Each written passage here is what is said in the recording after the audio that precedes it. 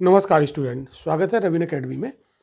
हम लोग पढ़ रहे थे इंडियन इकोनॉमी और उसमें हमने जो पिछला क्लास आपको पढ़ाया था उसमें बताया था आर्थिक विकास की माप। तो आर्थिक विकास को हम कैसे मापते हैं उसके हमने आपको 3 मेथड लास्ट वाले लेक्चर में आपको समझाया था। 2-3 मेथड अभी और हैं जिसको हमें यहाँ पर सीखना है, तो आज वाले लेक्चर में इसको हम लोग शुरू करते हैं। तो आप सभी पढ़ रहे हैं मेरे साथ यानी रवीन सिंह के साथ और हम बहुत ही बेहतरीन तरीके से क्लास को शुरू करने जा रहे हैं, तो सभी लोग तैयार रहिए।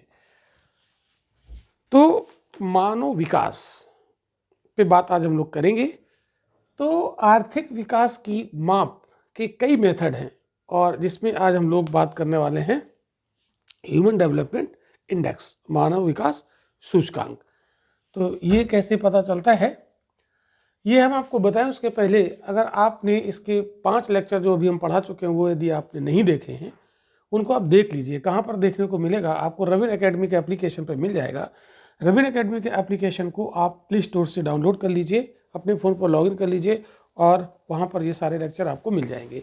अगर आप हमारी ऑनलाइन डिटेल कक्षाएँ करना चाह रहे हैं प्री मेंस सभी, तो आप हमारे इस दिए गए नंबर पर आप कांटेक्ट कर सकते हैं, व्हाट्सएप पे मैसेज कर सकते हैं। हमारी टीम आपको सजेस्ट कर देगी सारी चीज़ें, कैसे क्लास ज्वाइन करनी है, क्या करना है। चलिए, तो अगला मेथड ह्यूमन डेवलपमेंट इंडेक्स।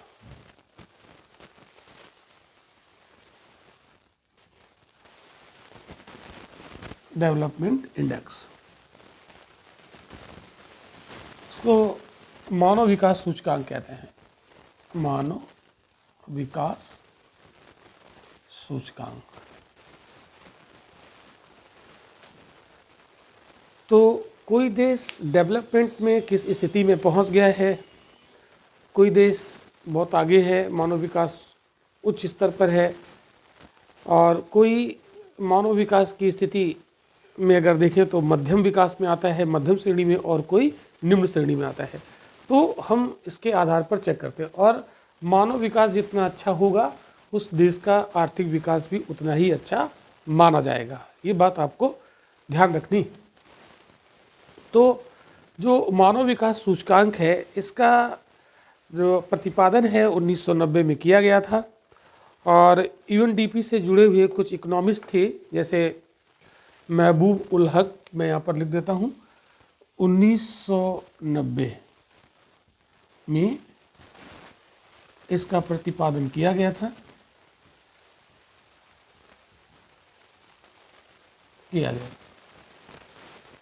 तो ह्यूमन डेवलपमेंट इंडेक्स फार्मूलेटेड इन 1990 किसके द्वारा किया गया था? तो भाई महबूब उल हक। ये महबूब उल हक ये एक पाकिस्तान के अर्थशास्त्री थे, महबूब उल हक, और इनके जो सहयोगी थे, इनके जो सहपाठी थे, जो साथ में जिन्होंने इनका हेल्प किया था, उनका भी नाम आप याद रख सकते हैं, ए.के. सेन और सिंगर हंस। तो इनके सहयोगी कौन थे?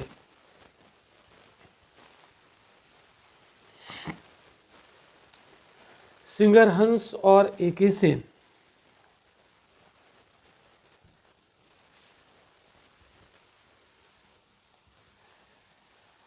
और कौन थे? सिंगर हंस।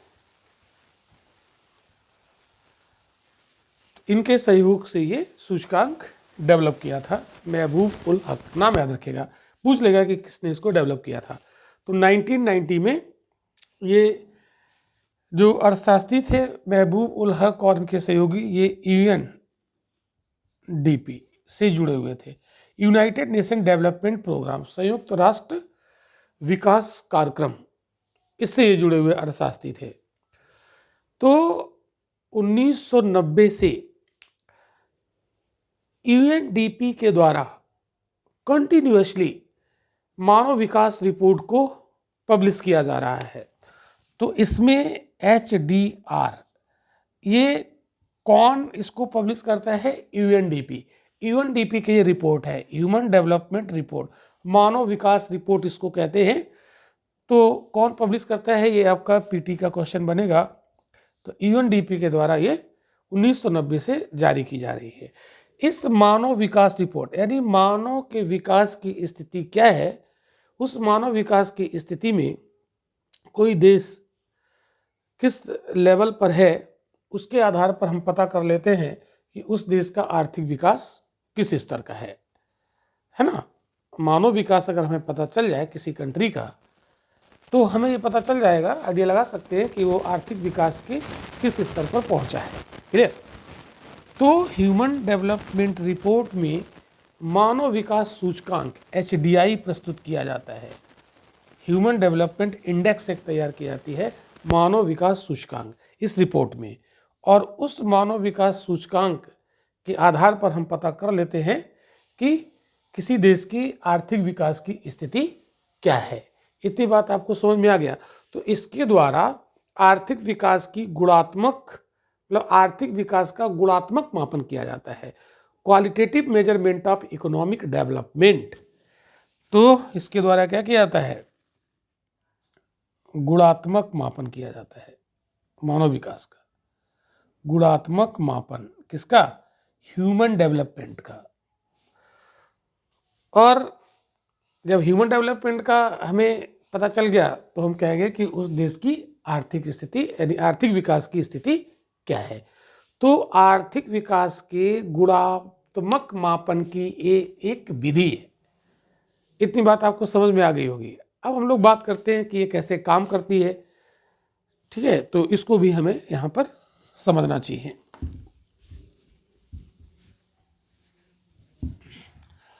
तो ये तो कुछ बेसिक इसमें फैक्ट थे जो कि प्रीलिम के लिए इम्पोर्टेंट हो सकते थे। तो जो ह्यूमन डेवलपमेंट इंडेक्स तैयार की जाती है उसमें 3 आधारभूत आयाम लिए जाते हैं, 3 पहलू वहाँ पर, 3 मतलब ये हम कह सकते हैं जो वेरिएबल हैं वो लिए जाते हैं। तो मानव विकास सूचकांक यानी HDI 3 चरों यानी वेरिएबल्स, 3 चरों, चरों को क्या कहते हैं, वेरिएबल, 3 चरों पर ये आधारित सूचकांक है, 3 चरों पर आधारित है। ये एक बार क्वेश्चन प्रीलिम में पूछा भी गया था। तो human development index based upon 3 variables. वो 3 वेरिएबल कौन कौन से हैं, एक है एजुकेशन, शिक्षा, दूसरा हेल्थ, जिसको हम लोग लाइफ एक्सपेक्टेंसी भी कह सकते हैं। तो हेल्थ, क्योंकि अगर हेल्थ अच्छा होगा तो उससे लाइफ एक्सपेक्टेंसी, जिसको हम लोग हिंदी में कहते हैं जीवन प्रत्याशा, लाइफ एक्सपेक्टेंसी क्या होता है हम प्रीवियस लेक्चर में डिस्कस कर चुके हैं, फिर अभी हम आपको बता देंगे, टेंशन नहीं लेना है। और जो तीसरा वेरिएबल यहाँ पर यूज़ किया जाता है वो रहन सहन का स्तर है ना, जो हमारा स्टैंडर्ड ऑफ लिविंग, रहन सहन का हमारा क्या स्टैंडर्ड है, इसको भी यहाँ पर देखा जाता है। हम जीवन निर्वाह भी कह सकते हैं, तो इसमें हम रहन सहन का स्तर, स्टैंडर्ड ऑफ लिविंग, हम status of standard of living कह सकते हैं, ये देखा जाता है। तो जो रहन सहन का स्तर है ये बहुत हद तक इनकम पर डिपेंड करता है, तो इसको हम आय सूचकांक, इनकम भी कह सकते हैं, इनकम इंडेक्स, आय सूचकांक। क्लियर। तो ये 3 वेरिएबल पर डिपेंड करता है। तो आपको हमने जब डेवलपमेंट बताया था, ग्रोथ और डेवलपमेंट, तो उसमें मैं आपको डेवलपमेंट में क्या बताया था, जो नॉन इकोनॉमिक फैक्टर हैं। तो एजुकेशन क्या है, नॉन इकोनॉमिक फैक्टर है।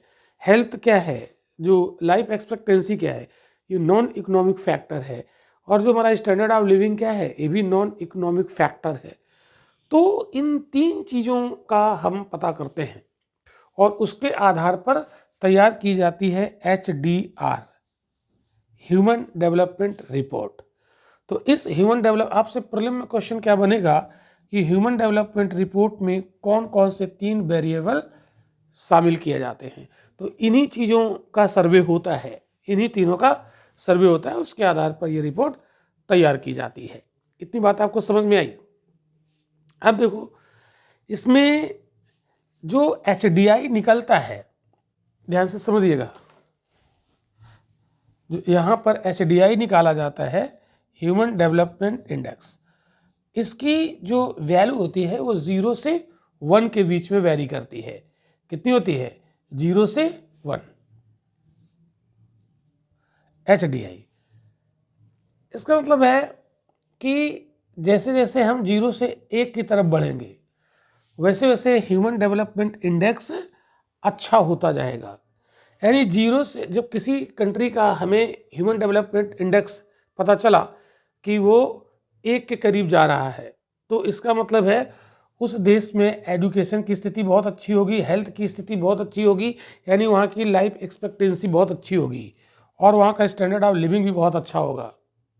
लेकिन जैसे जैसे हम 0 की तरफ अगर आ रहे हैं, अगर किसी कंट्री का HDI 0 की तरफ आ रहा है, तो इसका मतलब है वहाँ उस देश में एजुकेशन की स्थिति बड़ी खराब होगी, हेल्थ की स्थिति बड़ी खराब होगी और स्टैंडर्ड ऑफ लिविंग भी वहाँ का बड़ा खराब होगा।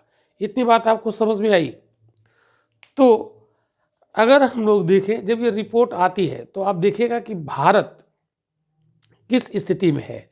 तो इस चीज़ को हम लोग यहाँ पर देखेंगे तो 2016 में एक पैरामीटर बनाया गया। देखो यहाँ पर समझते हैं, इसको मैं रफ कर देता हूँ, ये जरूर याद रखिएगा इसमें क्या क्या शामिल किया गया। तो अगर किसी देश का HDI जितना ज़्यादा होगा, 1 से ज़्यादा तो हो नहीं सकता है, उस देश में मानव विकास बहुत अच्छा होगा, यानी वहाँ की एजुकेशन अच्छी होगी, वहाँ का लाइफ एक्सपेक्टेंसी ज़्यादा होगा और वहाँ का स्टैंडर्ड ऑफ लिविंग भी बहुत अच्छा होगा। इसका मतलब है उस देश का आर्थिक विकास काफ़ी अच्छा रहा होगा। क्लियर? तो आर्थिक विकास को मापने का ये एक मेथड है। अब आइए इसको हम लोग और आगे समझते हैं। तो जब ये ह्यूमन डेवलपमेंट रिपोर्ट 2016 की आई थी, हर साल आती है, UNDP के द्वारा ये पब्लिश की जाती है, तो 2016 के अनुसार एक पैरामीटर बनाया गया। क्या बनाया गया पैरामीटर? इसमें कहा गया कि जिस देश का, मतलब जिन जिन देशों का HDI अगर 0.8 है ना, 892 ऐसे करके, मतलब 0.9 इसको हम कह सकते हैं अप्रॉक्सीमेट। अगर इतना HDI आता है, इसका मतलब 1 के बहुत नज़दीक है ये। आप देख रहे हो HDI ये 0 से 1 के बीच में होता है, मिनिमम 0 और मैक्सिमम 1। हालांकि 0 तो खैर किसी का नहीं होगा, अगर 0 होगा तो इसका मतलब है वहाँ तो बिल्कुल ध्वस्त हो गया सब कुछ, तो वहाँ पर ह्यूमन डेवलपमेंट ही नहीं, यानी वहाँ का आर्थिक विकास बिल्कुल बेकार है, ऐसा नहीं। तो HDI जिस देश का 0.8 है या उससे अधिक है, से अधिक आप कह सकते हो, यानी 1 के लगभग करीब है,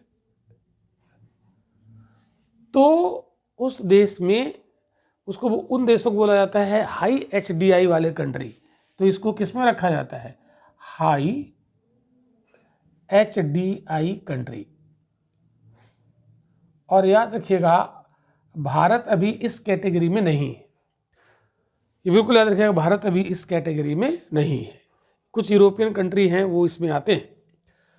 दूसरा एक लिया गया है 0.502, ये लिया गया है। 2 क्या 8 है लगभग, चलो ये इतना क्या रटने की जरूरत नहीं है, ये आपको समझा रहे हैं, इतना रटने की जरूरत नहीं है, ये सब रटना नहीं है, आप समझ लो केवल। तो अगर किसी का इससे कम है, ठीक है, से कम, तो वो लो HDI वाले कंट्री होंगे, लो HDI कंट्री, यानी वहाँ पर मानव विकास निम्न स्तर का है। और अगर किसी कंट्री का HDI इसके बीच में आता है, इन दोनों के मिड में आता है, तो उसको कहते हैं मिड HDI कंट्री, यानी मध्यम मानव विकास वाला देश, मध्यम मानव विकास वाले देश। क्लियर। और इंडिया अभी इसी कैटेगरी में है। तो इंडिया का अगर हम HDI के आधार पर डेवलपमेंट देखें तो आज हम मध्यम विकास की श्रेणी में हैं, हाई में नहीं हैं और लो में भी नहीं है, बीच में आ चुके हैं। इसका मतलब भारत एक डेवलपिंग कंट्री है, भारत एक विकासशील देश है। क्लियर। HDR के आधार पर अगर हम लोग देखें तो अब ये और इसमें देखो और क्या चीज़ें हैं, कुछ नई चीज़ें इससे और हैं, उसको भी हमें यहाँ पर समझना है। तो आइए देखते हैं, इसको रब कर देते हैं। तो अभी जो HDI निकाला जाता है इसमें ये एवरेज को बताता है, ये औसत को बताता है। क्लियर। ये किसको बताता है? औसत को बताता है भाई। एक मिनट। अब इसमें 2010 में कुछ नई चीज़ें भी जोड़ी गई, उसको भी हम लोग यहाँ पर देखते हैं। तो जो HDR ह्यूमन डेवलपमेंट रिपोर्ट 2010 में आई थी, यानी 2010 और उसके बाद से 3 नए कॉन्सेप्ट और इसमें डाले गए। तो 3 नए कॉन्सेप्ट और यहां पर लाए गए। तो 3 नई अवधारणाएं कौन कौन सी हैं? इसमें 3 नए बहुआयामी मापक शामिल किए गए हैं। वो क्या हैं उसको हम लोग यहाँ पर क्लियर कर लेते हैं। तो 3 जो नए बहुआयामी जो मापक शामिल किए गए हैं, ये कैसे हैं? Multi dimensional measures. तो 3 मल्टी डायमेंशनल मेजर्स, 3 बहुआयामी मापक, ये इंक्लूड किए गए। 2010 की जब मानव विकास रिपोर्ट आई थी तो तब ये शामिल किए गए और उसके बाद फिर ये आ गए। ये कौन कौन से 3 हैं इसको हमें समझना पड़ेगा। तो ये जो 3 बहुआयामी मापक हैं ये विषमता समायोजित मापक हैं। इनको क्या बोलते हैं? विषमता समायोजित मापक। ये थोड़ा सा टेक्निकल है, इसको मैं अभी समझा देता हूँ काफ़ी इजी तरीके से। तो विषमता समायोजित यानी ये इनइक्वालिटी एडजस्टेड मेजर्स इनको बोलते हैं। क्या बोलते हैं? Inequality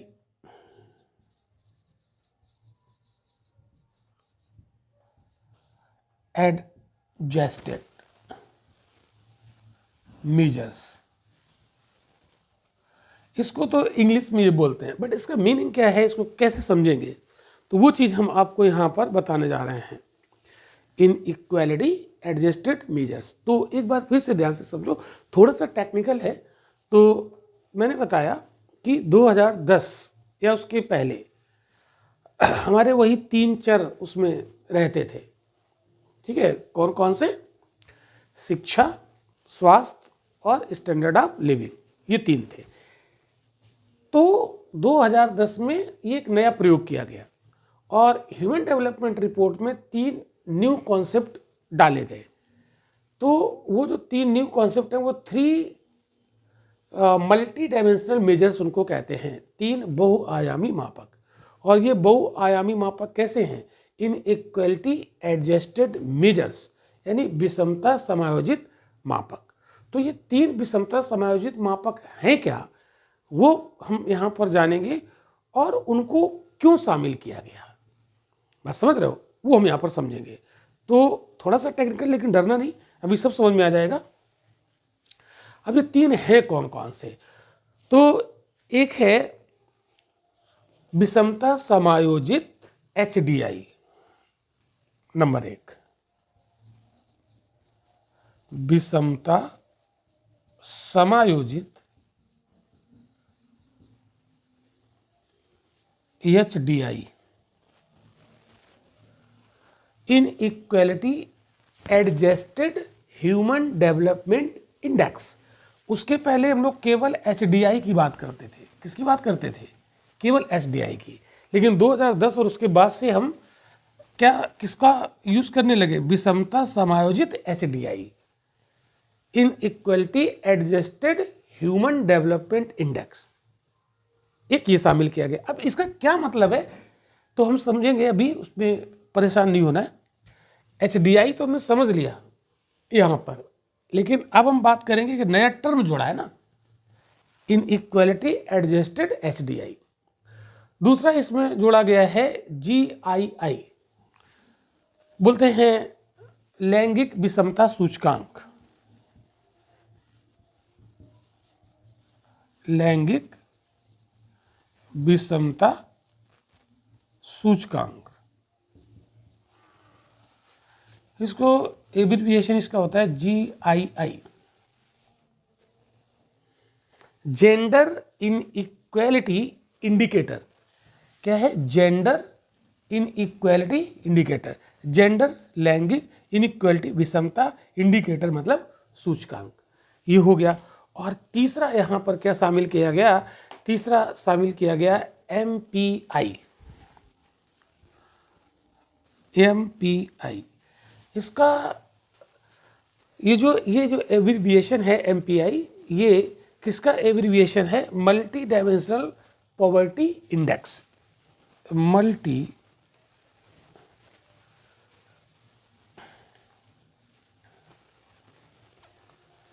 dimensional poverty index. ये तो ये 3 नए सूचकांक इसमें डाले गए। ये 3 नए मेजर्स इसमें शामिल किए गए। कब से? 2010 से। तो हमें दिक्कत क्या थी? यही बना रहता जो पहले था। ये दिक्कत क्या थी? ये क्यों नए 3 लाए गए? देखो, अब यही तो यहाँ पर समझना है। तो इसमें जो पहला है इन इक्वेलिटी एडजस्टेड HDI, इसको समझ लेते हैं। पहला, इसको यहां समझते हैं। इंग्लिश में आप लिख लीजिए, इन इक्वेलिटी एडजस्टेड HDI, इसको हम समझने जा रहे हैं। तो पहले हम केवल HDI यूज करते थे, 2010 से हम inequality adjusted HDI use करने लगे। देखो, इतना आप इंफॉर्मेशन यदि आपको पता है तो प्रीलिम का क्वेश्चन ये यहां से बन जाएगा। क्लियर? कि मानव विकास सूचकांक में विषमता समायोजित मानव विकास सूचकांक का प्रयोग कब से किया जा रहा है? तो 2010 के ह्यूमन डेवलपमेंट रिपोर्ट, उसके बाद से। ठीक है। MPI कब शामिल किया गया? ह्यूमन डेवलपमेंट इंडेक्स में MPI कब शामिल किया गया? तो 2010 की ह्यूमन डेवलपमेंट रिपोर्ट से। ठीक है। GII gender in equality index कब शामिल किया गया? ह्यूमन डेवलपमेंट रिपोर्ट में, तो 2010 से शामिल किया गया। ये हमारा PT का फैक्ट है। लेकिन अगर हम इसे समझना चाहें तो यह समझा देते हैं। हालांकि इसका बहुत डिटेल में समझने की ज़रूरत है नहीं, लेकिन जब तक हम समझेंगे नहीं तब तक मेरा माइंडसेट चेंज नहीं होगा। क्लियर? कॉन्फिडेंस बहुत ज़्यादा नहीं आएगा। हमने रट तो लिया, लेकिन ये है क्या, इसका मीनिंग भी समझ लें तो और बात बन जाएगी, तो हम और अच्छे से समझ पाएंगे। चलो समझते हैं। देखो, जो अभी हमने HDI देखा था, इससे हमें जानते हो क्या पता चलता था? केवल औसत को प्रदर्शित करता था। अगर हम केवल HDI की बात करें, HDI ये केवल औसत सूचकांक को बताता था। औसत सूचकांक को प्रदर्शित करता था।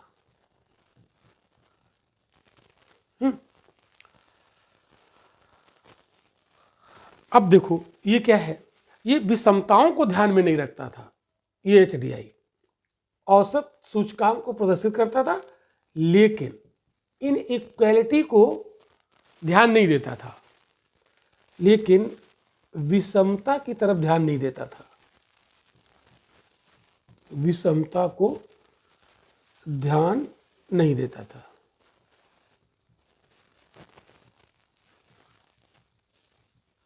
अब ये क्या है, अब ये क्या है, देखो एक चीज है औसत। जैसे मान लो औसत हम कैसे निकालते हैं कि जैसे मान लो ऐसे एक एग्जाम्पल देते हैं, जैसे 4 विद्यार्थी हैं, एक के मार्क्स आते हैं 20, एक के मार्क्स आते हैं 30, एक के मार्क्स आते हैं 50 और एक के मार्क्स आते हैं 40।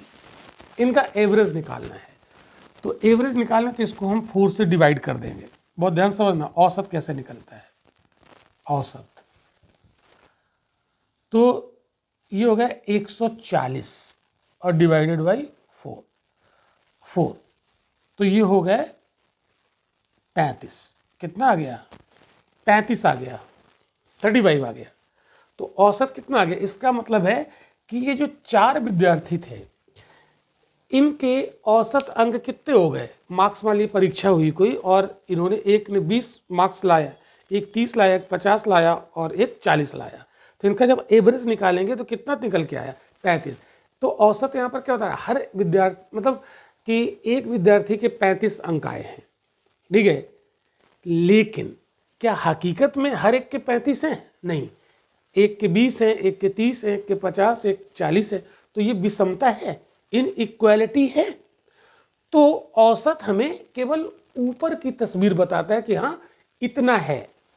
तो ह्यूमन डेवलपमेंट इंडेक्स जो निकाला जाता था, 3 जो उसमें वेरिएबल लिए जाते थे, एजुकेशन, लाइफ एक्सपेक्टेंसी और स्टैंडर्ड ऑफ लिविंग।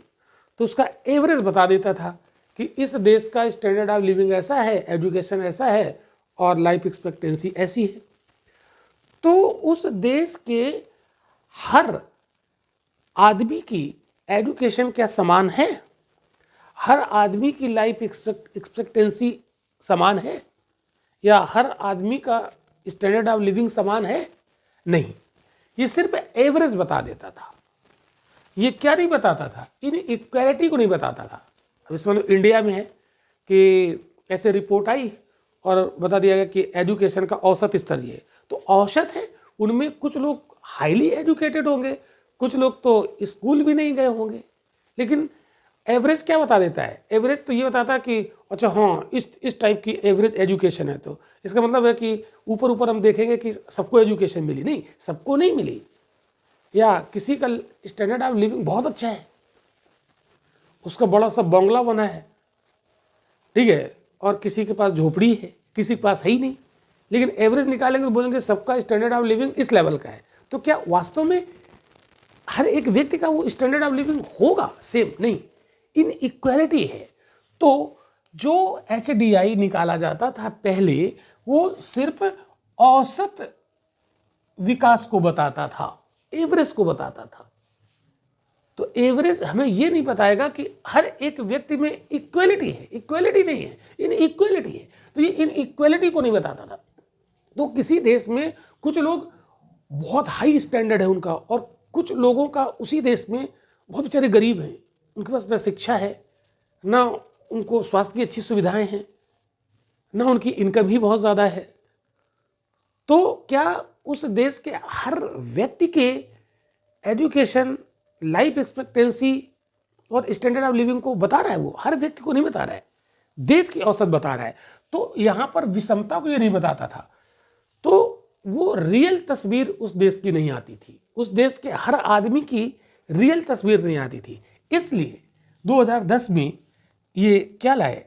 विषमता समायोजित यानी इनइक्वालिटी एडजस्टेड HDI की शुरुआत की गई।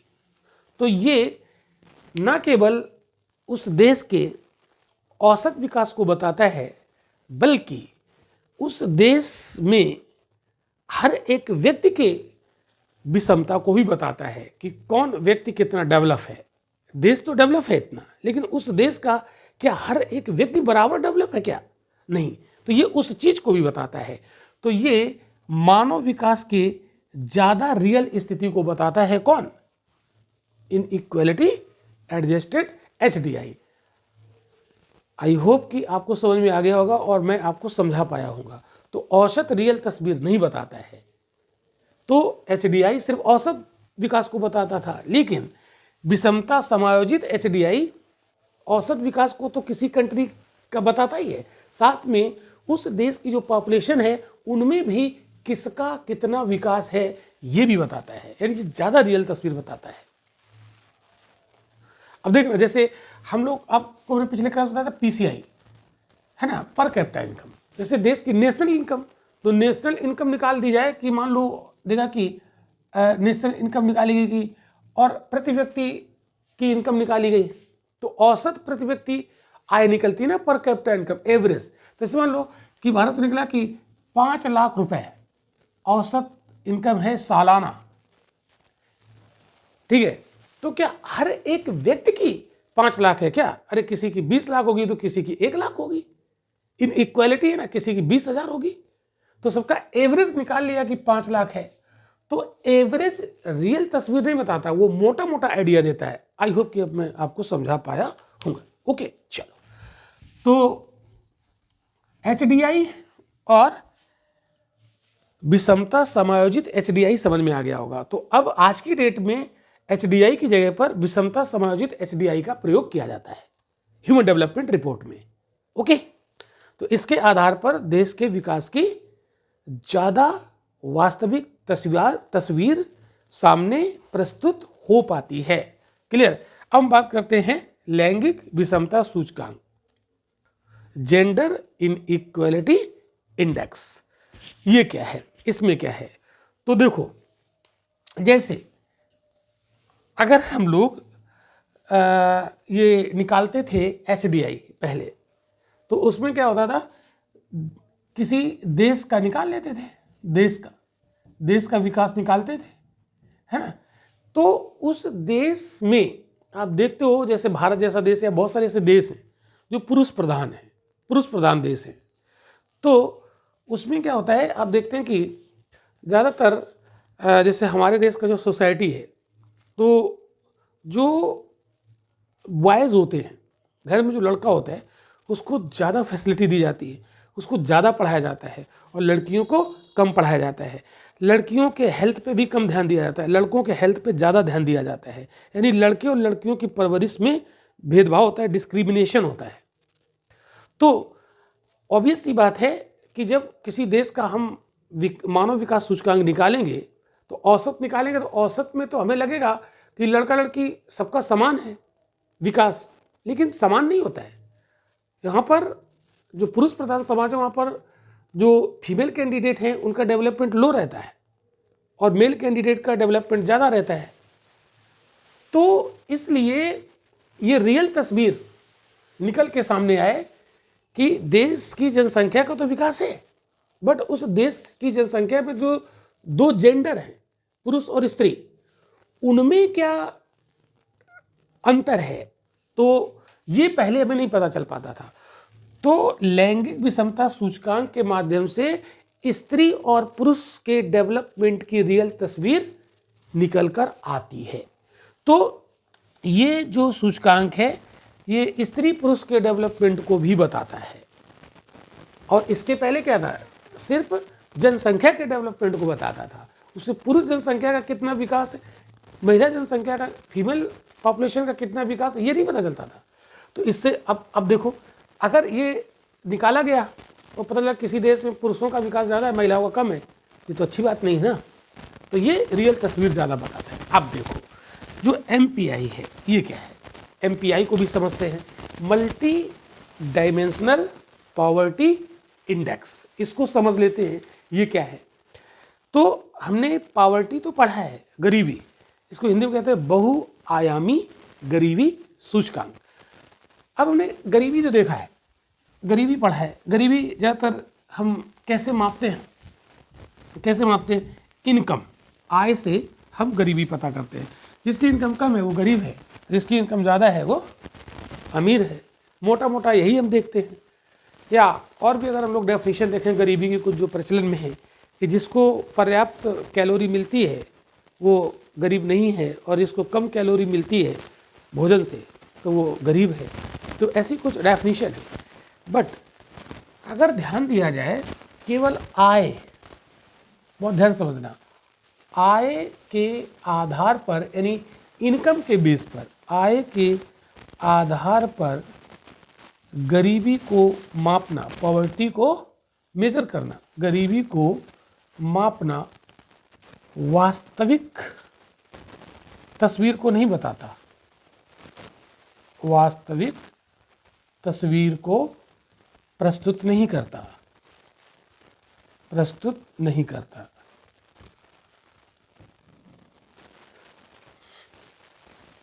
जो ह्यूमन डेवलपमेंट रिपोर्ट आती थी 2010 के पहले, उसमें केवल एक आयामी गरीबी को देखते थे, केवल इनकम।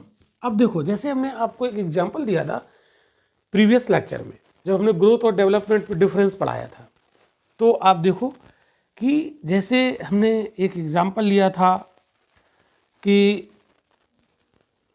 जैसे एक मान लीजिए कोई गांव का व्यक्ति है, गांव का व्यक्ति, उसके पास बहुत प्रॉपर्टी है, बहुत सारी प्रॉपर्टी है, इसके मतलब उसके पास बहुत पैसा है, यानी क्वांटिटी ज़्यादा है ना, लेकिन इसका एजुकेशन बहुत अच्छा नहीं। पैसा तो है बट एजुकेशन बहुत अच्छा नहीं, या गांव में रहता है वहाँ पर अच्छे इंस्टीट्यूशन नहीं, तो वो अपनी एजुकेशन अच्छी नहीं ले पाएगा। तो एजुकेशन इसका बहुत नॉर्मल है या ही नहीं, एजुकेशन है ही नहीं। हेल्थ फैसिलिटीज़ बहुत इसके पास है ही नहीं, हेल्थ फैसिलिटीज़ नहीं, ठीक है। और स्टैंडर्ड ऑफ लिविंग बहुत अच्छा नहीं है, बहुत ध्यान समझना, स्टैंडर्ड ऑफ लिविंग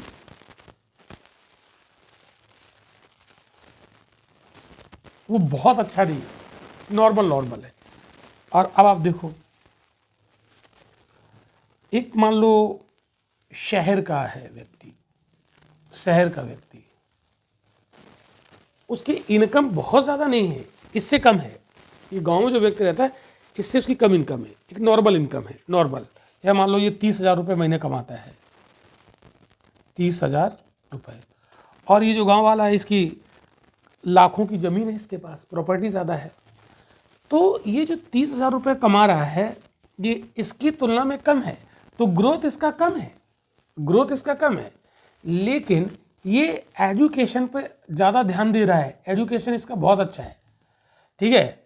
और इसका हेल्थ फैसिलिटीज़ के पास बहुत अच्छी है, अच्छे डॉक्टर से कंसल्ट करता है, और इसका स्टैंडर्ड ऑफ लिविंग इसकी तुलना में बहुत अच्छा है। तो हम यहाँ पर अमीर किसको कहेंगे, इसको कहेंगे कि इसको कहेंगे? तो अगर हम केवल इनकम को देखें, इनकम के आधार पर अमीरी और गरीबी चेक करें, तो ये अमीर है, ये अमीर है। लेकिन इनकम के अलावा और भी फैक्टर को देखा जाए, एजुकेशन, हेल्थ और स्टैंडर्ड ऑफ लिविंग, तो हम कहेंगे ये अमीर है, ये अमीर है। तो अमीर वो है जिसके पास ग्रोथ है और ग्रोथ के साथ साथ डेवलपमेंट भी है, वो अमीर है।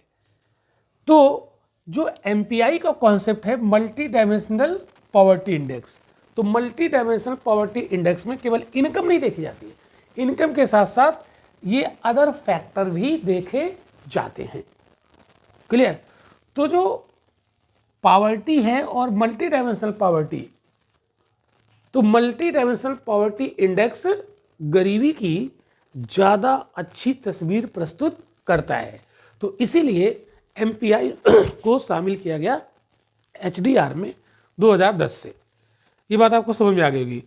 तो एमपीआई ये गरीबी की माप का अधिक व्यापक दृष्टिकोण है, इसमें ज़्यादा चीज़ें शामिल की जाती हैं, क्योंकि यह गरीबी के केवल आय वंचन के रूप में न लेकर बहुआयामी वंचन के रूप में उसको देखती है। ये वंचन क्या है? वंचन को लोग वंचित रह जाते हैं, मतलब डिप्रीवेशन। तो डिप्रीवेशन ऑफ इनकम टर्म देखो, डिप्रीवेशन ऑफ इनकम,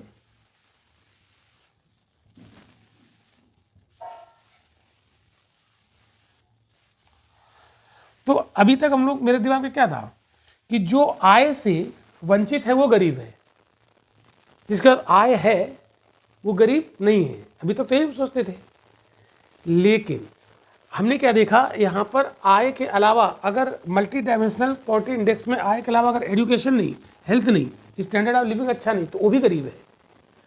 तो ये गरीबी की ज़्यादा अच्छी तस्वीर प्रस्तुत करता है। इसलिए ह्यूमन डेवलपमेंट रिपोर्ट में 2010 में एमपीआई को इंक्लूड किया गया, क्योंकि ये किसी देश के मानव के विकास की ज़्यादा अच्छी तस्वीर प्रस्तुत करता है, रियल तस्वीर। क्लियर?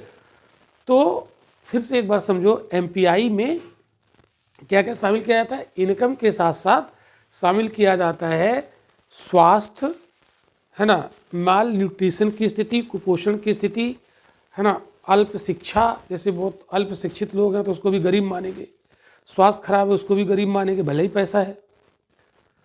हेल्थ फैसिलिटीज तो नहीं मिल रही ना उसको, पैसा है तो क्या करे, वो भी गरीब है। क्लियर? और उसके पास स्टैंडर्ड ऑफ लिविंग उसका खराब है, भले ही पैसा है, तो उसको भी हम गरीब है मानेंगे। फिर पैसे का क्या मतलब, अगर स्टैंडर्ड ऑफ लिविंग वो अपना इंप्रूव नहीं कर सकता है। तो ये चीज़ें एचडीआर में शामिल की गई। आई होप कि समझ में आ गया होगा। तो मल्टी डायमेंशनल पॉवर्टी इंडेक्स में कौन कौन सी चीज़ें आती हैं, ये एक बार हम फ्लो चार्ट के माध्यम से देख लेते हैं। तो एमपीआई में मल्टी डायमेंशनल पॉवर्टी इंडेक्स में क्या क्या आती हैं? तो मेजर 3 चीज़ें ही आती हैं, हेल्थ, एजुकेशन और जीवन निर्वाह, standard of living. Health, education और standard of living, standard of living, जीवन स्तर, जीवन निर्वाह, वो जीवन किस तरीके से निर्वाह कर रहा है। इनकम तो है ही, ठीक है, तो अगर किसी का हेल्थ अच्छा नहीं तो वो गरीब है, एमपीआई के आधार पर गरीब है। और जिसके पास एजुकेशन अच्छी नहीं है वो एमपीआई के आधार पर गरीब है। जिसका स्टैंडर्ड ऑफ लिविंग बहुत अच्छा नहीं है वो एमपीआई के आधार पर गरीब है। तो अगर भारत में हम एमपीआई के आधार पर पॉवर्टी निकाल दें तो हमारे देश की 70% जनसंख्या गरीब हो जाएगी, 60 से 70% जनसंख्या गरीब हो जाएगी। हम तो गरीबी केवल निकालते हैं इनकम के आधार पर। क्लियर? तो एचडीआर कहता है कि गरीबी केवल इनकम के आधार पर चेक नहीं करनी है, 2010 में बोला कि एमपीआई के आधार पर चेक करनी है गरीब। तो आपसे क्वेश्चन पूछ लेगा कि एमपीआई में और कौन कौन से फैक्टर आते हैं। तो एमपीआई में health, education, standard of living भी आते हैं। ठीक है, ये आप याद रखिएगा। अब देखो हेल्थ से क्या क्या होगा। अगर हेल्थ अच्छा, तो हेल्थ के जो इंडिकेटर हैं वो क्या है? हेल्थ के इंडिकेटर, सूचक, तो हेल्थ के यहाँ पर 2 इंडिकेटर बताए गए हैं। एक होता है शिशु मृत्यु और कुपोषण, 2, शिशु मृत्यु, शिशु मृत्यु,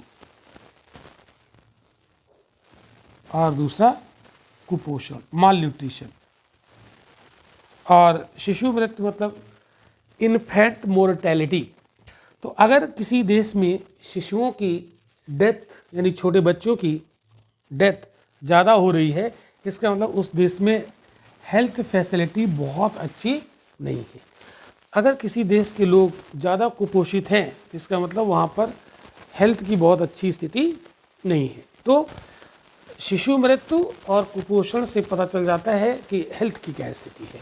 अगर शिशु मृत्यु दर ज़्यादा है, कुपोषित हैं बच्चे, तो हम कहेंगे वो देश गरीब है, एमपीआई के आधार पर गरीब है, भले ही पैसा है। नेक्स्ट एजुकेशन से, एजुकेशन के क्या इंडिकेटर हैं? तो इसके भी यहाँ पर इंडिकेटर बताए गए हैं। सूचक, कैसे हमें पता चलेगा कि एजुकेशन का स्तर खराब है? तो इसमें नामांकित शिशु देखे जाते हैं। नामांकित शिशु मतलब स्कूल में बच्चों का नाम लिखा है कि नहीं लिखा है, नॉमिनेटेड है वहाँ पर, उसमें नाम लिखा है कि नहीं लिखा है। अगर नाम ही नहीं लिखा है तो इसका मतलब जब स्कूल में नाम ही नहीं लिखा है तो फिर उसको एजुकेशन कहाँ मिल रही होगी। तो इससे चेक कर लेते हैं हम। ऐसे तो देखने नहीं आएंगे कि कौन पढ़ रहा है कौन नहीं पढ़ रहा है। तो स्कूलों में जो नाम लिखा जाता है बच्चों का, कितने बच्चे इनरोल्ड हैं, उससे पता चल जाता है कि एजुकेशन का स्तर क्या है। और दूसरा स्कूलिंग वर्ष, स्कूलिंग ईयर,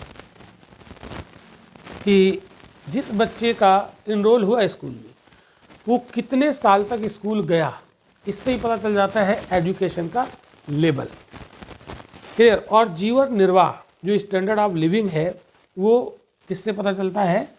वो पता चल जाता है कि उसके यहाँ उसके पास कौन कौन सी संपत्तियां हैं।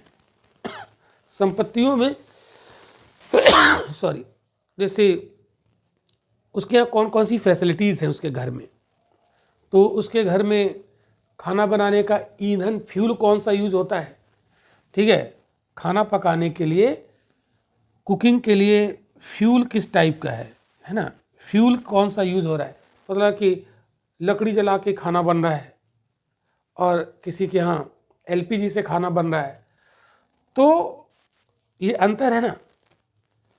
तो लकड़ी से खाना बना रहा है वो गरीब है, सुविधाएं नहीं है। जो एलपीजी से खाना बना रहा है उसके यहाँ फैसिलिटी है, तो उसका स्टैंडर्ड ऑफ लिविंग अच्छा है। दूसरा, इसमें उसका घर है कि नहीं, और है तो कितने फ्लोर हैं, ये भी देखा जाता है। और उसके घर में इलेक्ट्रिसिटी की फैसिलिटीज़ क्या हैं, ड्रिंकिंग वाटर की फैसिलिटी क्या है, टॉयलेट है कि नहीं है। जैसे आप देखते हैं कि भारत में ग्रामीण क्षेत्र में टॉयलेट ही नहीं हुआ करते थे, लेकिन अब आप देखते हैं कि टॉयलेट बनाने का काम शुरू हुआ, तो अब काफ़ी टॉयलेट की फैसिलिटीज़ हो गई। तो ये सब चेक किया जाता है स्टैंडर्ड ऑफ लिविंग में। क्लियर। तो अगर किसी के पास ये चीज़ें अनुपस्थित हैं, भले ही पैसा है, तो एमपीआई के आधार पर वो गरीब है, और गरीब है तो इसका मतलब है कि ह्यूमन डेवलपमेंट नहीं हुआ, और ह्यूमन डेवलपमेंट नहीं हुआ तो उस देश का आर्थिक विकास बहुत अच्छा नहीं है। तो इस आधार पर चेक कर लिया जाता है किसी देश का, मतलब ह्यूमन डेवलपमेंट इंडेक्स के माध्यम से हम पता कर पाते हैं कि किसी देश के मानव का विकास कितना है, और अगर मानव के विकास का स्तर पता चल गया तो आर्थिक विकास की जो मेजरमेंट है वो आसानी से हो सकती है। तो एक तरीका ये भी है ह्यूमन डेवलपमेंट इंडेक्स, जिसको आज हम inequality adjusted human development index का यूज करने लगे। इसके आधार पर भी हम आर्थिक विकास को मापते हैं। अब आप कमेंट करके बताइएगा ये आपको समझ में आया कि नहीं आया। एक बार में हो सकता है आपको समझ में ना आया, तो लेक्चर को आप रिपीट करके 2-3 बार देखो और रुक रुक के उसको देखो और नोट्स बना लो। मैं गारंटी लेता हूँ बिल्कुल समझ में आ जाएगा। क्लियर। तो ह्यूमन डेवलपमेंट रिपोर्ट कैसे काम करती है और इसके माध्यम से हम कैसे पता कर लेते हैं कि अगर 100 देशों की ह्यूमन डेवलपमेंट रिपोर्ट आई तो उसमें तो सीधे रिपोर्ट तैयार कर दी जाती है, इन्हीं सभी इंडिकेटर्स के माध्यम से तैयार की जाती है, सारी आंकड़े जुटाए जाते हैं और फिर उसका ह्यूमन डेवलपमेंट इंडेक्स दिखा दिया जाता है कि इस देश का इतना है, इस देश का इतना है। तो जिसका 1 के करीब है वो हाईली डेवलप है, और जिसका 1 से कम आ रहा है, 0 की तरफ जा रहे हैं, तो वो उसका विकास कम है। तो विकास की 3 कैटेगरी बनाई गई हैं, हाई डेवलपमेंट, मध्यम विकास और लो डेवलपमेंट। 3 कैटेगरी इसमें होती हैं। तो जो हाईली डेवलपमेंट कैटेगरी में आ रहे हैं वो यूरोपियन कंट्री हैं, अमेरिका जैसे इस तरीके के देश, और जो लोअर कैटेगरी में अफ्रीकन कंट्री हैं, और मिड कैटेगरी में इंडिया है। ये इस तरीके का रहता है। क्लियर। आई होप कि समझ में आ गया होगा। तो जब ये रिपोर्ट आती है तो मैगजीन में आप इसको देखोगे, तो अब यहीं से हमारे प्रीलिम के और मेंस के क्वेश्चन बनेंगे। तो जब प्रीलिम का क्वेश्चन आएगा तो कोई जब ह्यूमन डेवलपमेंट रिपोर्ट आएगी तो उस साल के करंट के 1-2 स्टेटमेंट डाल देगा और 1-2 स्टेटमेंट बेसिक डाल देगा जो हमने समझाया है, और कहेगा कंसीडर द फॉलोइंग स्टेटमेंट, इसमें बताओ कौन सही है, केवल 1 सही, केवल 2 सही, 1-2 दोनों सही, ना तो 1 सही ना तो 2 सही। इस टाइप का क्वेश्चन यहाँ से बनेगा। तो ये हो गया। अब एक मेथड हम आपको और यहाँ पर सिखाएंगे, जो नेट वेलफेयर वाला जो हमने आपको बताया था, नेट इकोनॉमिक वेलफेयर, उसको भी हम यहाँ पर समझ लेते हैं कि उसके आधार पर कैसे पता किया जाता है कि कोई देश विकास के किस स्थिति में है। तो चलिए उसको भी सीखते हैं। तो net income welfare, net income welfare income में यहाँ पर ई स्पेलिंग, नेट इनकम वेलफेयर, इसको हम लोग बोलते हैं न्यू, इसको हिंदी में कहते हैं निवल आर्थिक कल्याण, सॉरी इनकम नहीं, इसको इकोनॉमिक कहते हैं, नेट इकोनॉमिक वेलफेयर, निवल आर्थिक कल्याण, इसको सही कर लीजिएगा। तो नेट इकोनॉमिक वेलफेयर, इसके आधार पर भी हम पता करते हैं आर्थिक विकास की स्थिति को। तो पहले इसके कुछ हम लोग पीटी फैक्ट की बात कर लेते हैं। इसको किसने प्रतिपादित किया था, ये कॉन्सेप्ट किसने दिया था? तो ये जो कॉन्सेप्ट है ये दिया था नॉर्धास और जेम्स टोबिन ने, नॉर्धास और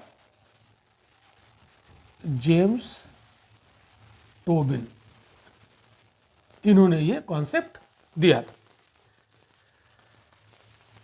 इसका जो मूल नाम था, जो ओरिजिनल नाम था इसका न्यू का, नेट इकोनॉमिक वेलफेयर का, तो मूल नाम भी इसका कभी आपसे अगर पूछे तो आप ध्यान रखिएगा, तो मेजर ऑफ इकोनॉमिक वेलफेयर इसको बोलते थे, मेजर ऑफ इकोनॉमिक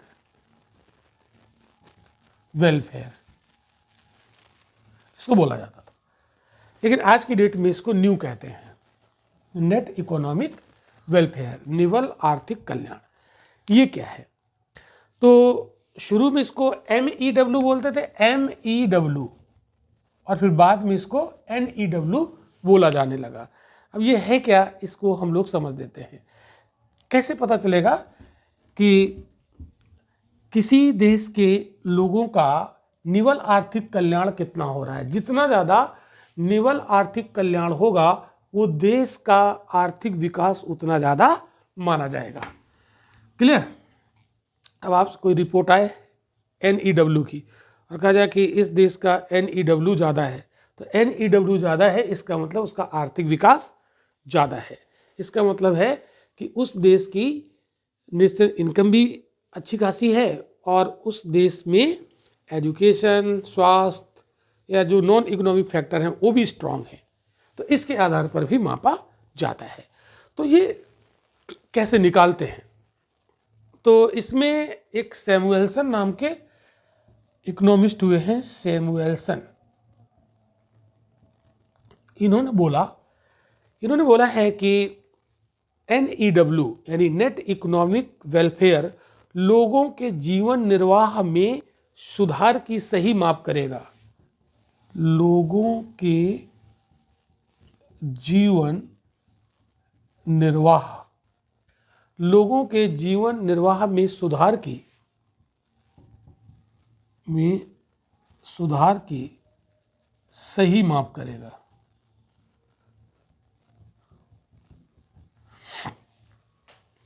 जीवन निर्वाह तो सब करते हैं, हम अपना लाइफ तो चला रहे हैं, लेकिन जिस देश का NEW ज़्यादा होगा उस देश के लोगों के जीवन निर्वाह में सुधार ज़्यादा होगा। इसका मतलब वो देश ज़्यादा डेवलप होगा, ये मतलब है इसका कहने का। तो ये निकाला कैसे जाता है? तो NEW ये कैसे निकालते हैं? इसका एक फॉर्मूला होता है, तो GNP ग्रॉस नेशनल प्रोडक्ट। अब ये GNP क्या है? ये एक तरीके से नेशनल इनकम है, ठीक है, किसी देश की। GNP gross national income, GNP minus उत्पादन में छिपी लागत,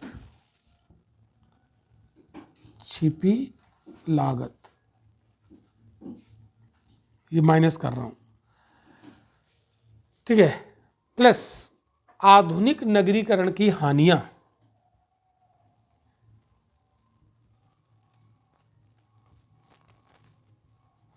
नगरीकरण की हानियां प्लस गृहिणियों की सेवाएं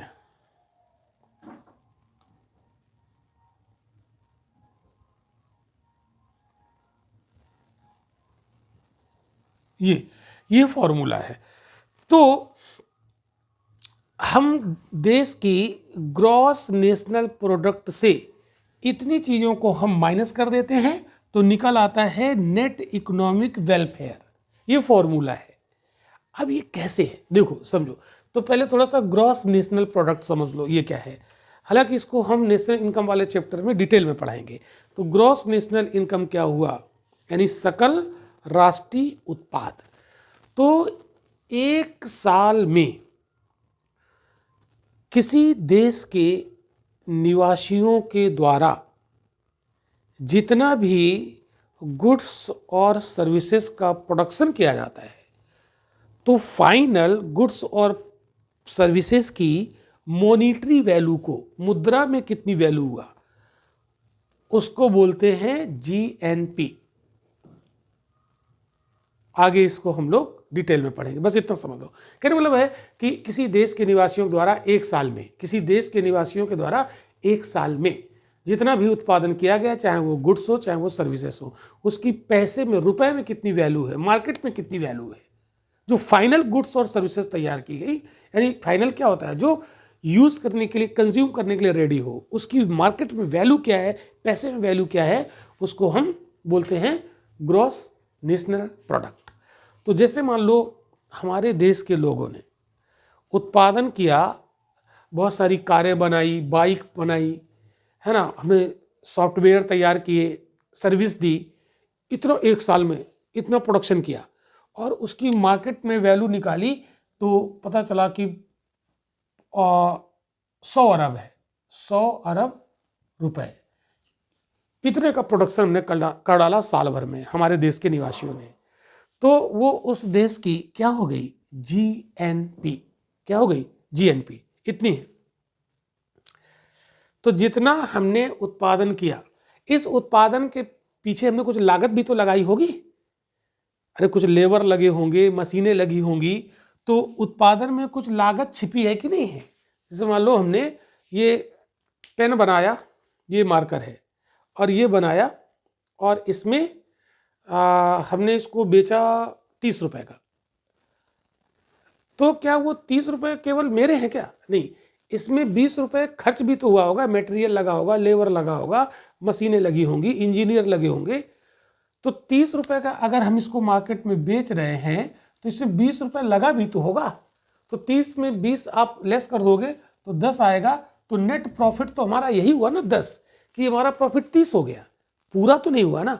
तो जो हमने यहाँ पर प्रोडक्शन किया, कि ये सारा हमारे कल्याण में लग जाएगा? नहीं, इसमें उत्पादन में छिपी लागत वो कम करनी पड़ेगी ना। मान लो उत्पादन में छिपी लागत हो गई 1 करोड़, तो 1 करोड़ यहां से माइनस कर दोगे। फिर आधुनिक नगरीकरण। अब देखो, जैसे हम किसी देश में रहते हैं, ठीक है, तो हमने उत्पादन किया, उत्पादन में लागत लगाई, वो लेस कर दी, ठीक है। अब देखो आधुनिकीकरण की हानियां, जैसे हम शहरीकरण कर रहे हैं, अर्बनाइजेशन कर रहे हैं, तो उसमें बहुत सारी मशीनें चलती हैं, फैक्ट्रियां लगी हैं, तो उससे बहुत सारा पॉल्यूशन होता है, प्रदूषण होता है। तो वो प्रदूषण हमें नुकसान भी तो पहुंचाता है। तो जो हमने पैसा यहाँ पर उत्पादन किया, उसमें उसके उत्पादन में बहुत सारा हमने प्रदूषण भी तो फैलाया। तो वो प्रदूषण हमारे लिए कल्याणकारी है कि हानिकारक है? तो हानिकारक है। तो जितना हमने यहाँ कमाया, हमने कीमत कितनी खर्च कर दी, अपने हेल्थ को भी तो खराब किया। मशीनों के माध्यम से प्रदूषण हुआ, मतलब फैक्ट्री लगी, उस पर चिमनी चल रही है, बहुत सारी हम गैसें वहाँ पर रिलीज करते हैं। अब कोई देश बहुत ज़्यादा डेवलप है लेकिन वो पोल्यूशन भी तो करता है, तो हमारे स्वास्थ्य पे उसका दुष्प्रभाव तो पड़ता है। तो जितना हमने उत्पादन किया, उसके उत्पादन में हमने प्रदूषण भी तो किया होगा। तो वो प्रदूषण हमारे स्वास्थ्य को खराब करेगा ना, तो उसको भी माइनस करेंगे, वो भी तो कीमत हमें चुकानी पड़ेगी, तो वो माइनस कर दिया। अब जो घर में महिलाएं रहती हैं, तो घर में जो महिलाएं रहती हैं वो काम करती हैं, उनके काम को कोई जोड़ता नहीं। तो इसमें कहा कि उन्होंने भी तो कुछ कीमत चुकाई होगी, तो उसको भी आप यहाँ पर इससे लेस कर दो। अब जो बचा वो हम अपने कल्याण में खर्च कर सकते हैं, उसी को कहते हैं नेट इकोनॉमिक वेलफेयर। तो कैसे निकलती है, जीएनपी से ये सारी चीज़ें घटा दो, तो ये पीटी का क्वेश्चन भी बन जाएगा कि नेट इकोनॉमिक वेलफेयर के बारे में क्या सही है क्या सही नहीं है, दो स्टेटमेंट बना देगा। तो ये फार्मूला आपको याद रखना है। तो जिस देश का नेट इकोनॉमिक वेलफेयर ज़्यादा होगा, ये सारी कीमतें हटा दीजिए, ये भी कीमत है, ये भी कीमत है, जो प्रदूषण झेल के अपने स्वास्थ्य को खराब करते हैं वो भी तो कीमत, हमें कीमत चुकानी पड़ रही ना, तब तो हम ये इतना उत्पादन किए। अगर हमने कोई फैक्ट्री लगाई तो उसमें उत्पादन तो हमें दिखेगा, लेकिन फैक्ट्री ने पोल्यूशन कितना फैलाया, पोल्यूशन से हमें नुकसान हुआ, हमारे शरीर को नुकसान हुआ, उसमें बीमार हो गए, फिर हमें अस्पताल जाना पड़ा, हमने बहुत सारे पैसे खर्च कर दिए, तो वो तो कल्याण में नहीं गया ना, ठीक है, वो तो हमारा नुकसान हुआ ना, तो उसको हटा दिया। और गृहिणी जो काम करती है उसको भी हटा दो, तो ये बना। तो जिस देश का नेट इकोनॉमिक वेलफेयर जितना ज़्यादा होगा, वो देश आर्थिक विकास की स्थिति में ज़्यादा अच्छी स्थिति में आ गया होगा। क्लियर। तो हमने यहाँ पर सीखा 2 लेक्चर, इसमें हमने पिछला लेक्चर पढ़ाया था उसमें 3 तरीके बताए थे, आज वाले में 2 बताए, थोड़ा लंबा था, 2 लेक्चर लग गए। तो लेकिन आपको इस समझ में आ गया होगा कि कोई देश आर्थिक विकास की स्थिति में कहाँ है। तो हमने देखा बेसिक नीड अप्रोच के माध्यम से देखा, ट्रिपल पी के माध्यम से देखा, PQLI के माध्यम से देखा, ह्यूमन डेवलपमेंट इंडेक्स के माध्यम से देखा, और नेट इकोनॉमिक वेलफेयर के माध्यम से देखा। तो क्लास कैसा लगा आप कमेंट बॉक्स में ज़रूर कमेंट कीजिएगा। और आज का क्लास यहीं तक, मिलते हैं हम लोग अगले लेक्चर में नेक्स्ट न्यू टॉपिक के साथ। Thank you.